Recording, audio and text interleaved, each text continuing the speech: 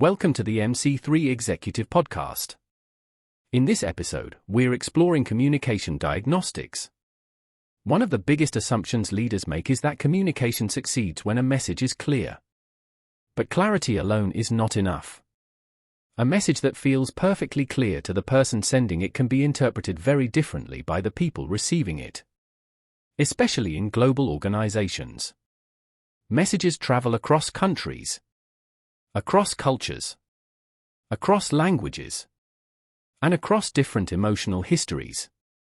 Along the way, meaning changes. Urgency may feel stronger than intended. Reassurance may sound dismissive. Confidence may be interpreted as pressure.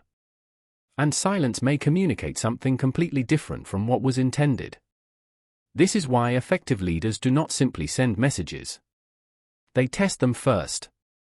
Communication diagnostics is the process of examining a message before it spreads through the organization. It is the emotional quality control of leadership communication. The goal is simple: to identify potential misunderstandings before they happen, and to stabilize meaning before it begins to travel. The foundation of this approach is the MC3 message test. It begins with one question. Could any part of this message be misinterpreted under pressure?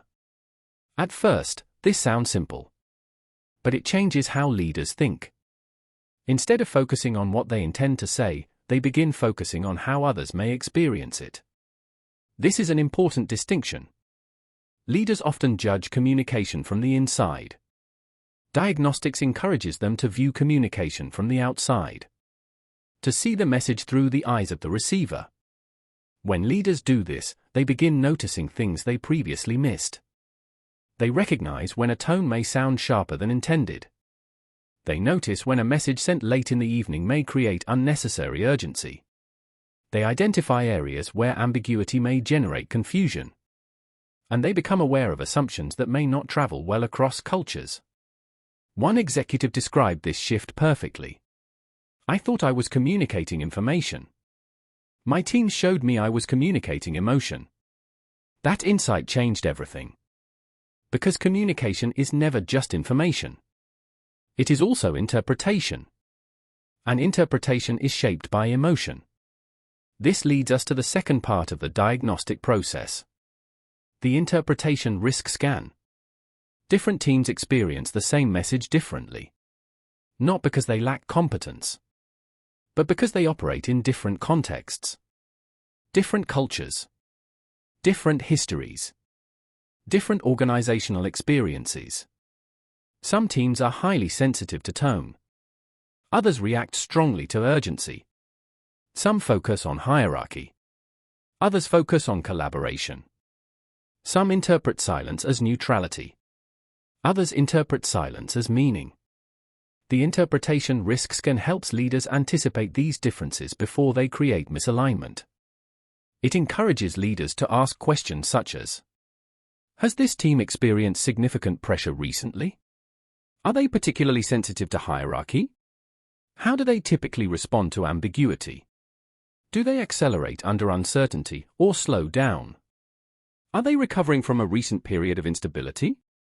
These questions help leaders understand not just the message they are sending, but the environment into which they are sending it. One global leader explained it this way. "I learned that I wasn't speaking to an organization. I was speaking to many emotional histories at once." That is exactly what communication diagnostics reveals. Without diagnostics, communication behaves like an untested prototype. It might work. Or it might produce unintended consequences. A leader may intend awareness. Teams hear urgency. A leader intends accountability. Teams hear criticism. A leader intends reassurance. Teams hear complacency. None of these outcomes are caused by bad leadership. They are caused by untested interpretation. One chief operating officer learned this during a quality improvement initiative. His message focused on tightening standards. The wording seemed straightforward. But 2 regions had recently experienced intensive audits. As a result, they interpreted the message as a warning rather than an improvement effort. The reaction was immediate. Stress levels increased. Defensive behavior appeared. And communication became cautious. The issue wasn't the message. It was the emotional context surrounding the message. A simple diagnostic review would have identified that risk before the message was sent. This is why communication diagnostics is ultimately a discipline. It teaches leaders to pause, to separate intention from impact, to think not only about what they mean, but about how meaning will travel. One executive described the change this way. Before diagnostics, I spoke to inform. After diagnostics, I spoke to align. That shift is the essence of emotionally intelligent leadership. Without diagnostics, messages scatter. Interpretations diverge. Tone distorts. Urgency mutates. Assumptions multiply. And corrections come too late. With diagnostics, meaning stabilizes before it travels. Trust increases. Alignment becomes easier. And communication becomes far more predictable. Consider this example. A leader sends a message saying, "Update me immediately." Simple. Direct. But potentially risky. The diagnostic review reveals several concerns. The tone may feel pressuring. The urgency may trigger unnecessary escalation. Some cultures may interpret the message as evidence of a crisis. So the message is adjusted. Instead of, "Update me immediately," the leader says, "Update me within the hour with facts, not conclusions."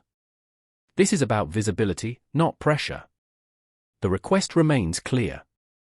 But the emotional interpretation becomes far more stable. That is the value of diagnostics. Not changing the message. Improving how it lands. This week, before sending an important message, ask yourself one question. Could any part of this message be misinterpreted under pressure?